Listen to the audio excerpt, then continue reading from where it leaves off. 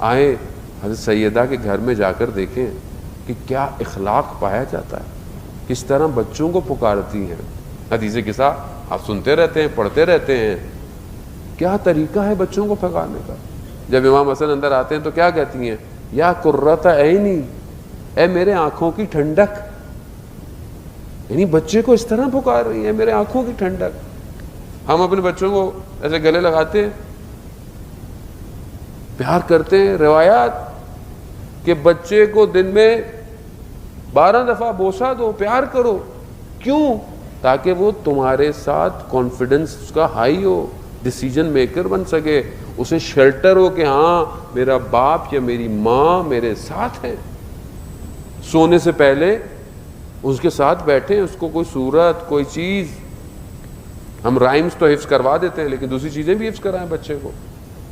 ساتھ بیٹھیں، اس کو سلائیں، تھوڑی دیر اس کے بعد بیٹھیں، بات کریں، بچے کی طرف توجہ دیں. عزیزان محترم، میں نے کہا نا ہم نے بچوں کو چھوڑ دیا ہے.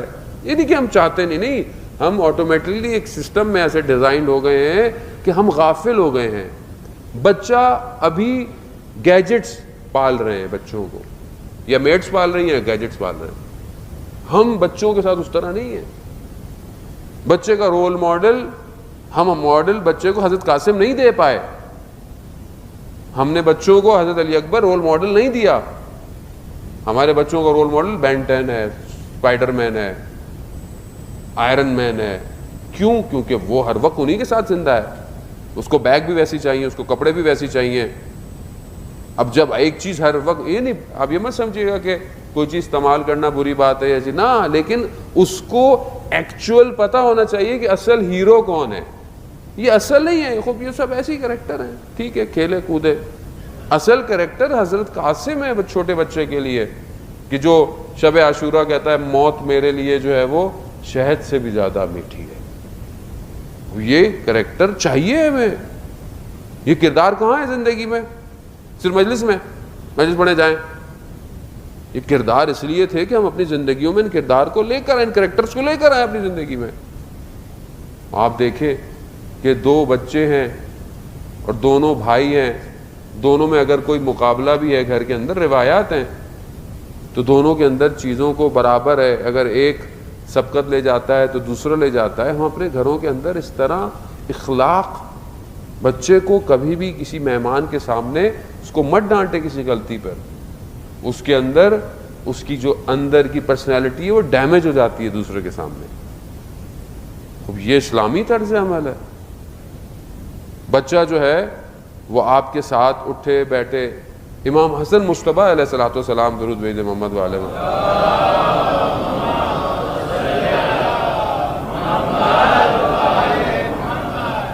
امام حسن کیا فرماتے ہیں کہ جب وہ اپنی والدہ کے بارے میں کہ میں نے اپنی والدہ کو رات کی تاریکی میں کبھی بھی اپنے لیے دعا مانگتے نہیں دیکھا. ہمسایوں کے لیے، دوسروں کے لیے، رشتہ داروں کے لیے دعائیں مانگ رہی ہیں. اب یہ اخلاق ہے. یہ اخلاق میری زندگی میں ہے کہ میں بھی اگر دعا مانگ رہا ہوں تو اپنے بیٹے کو کہوں بیٹا ان کے لیے دعا مانگو، بیٹا چچا کے لیے، دادا کے لیے، ان کی صحت کے لیے. یہ تربیت ہے.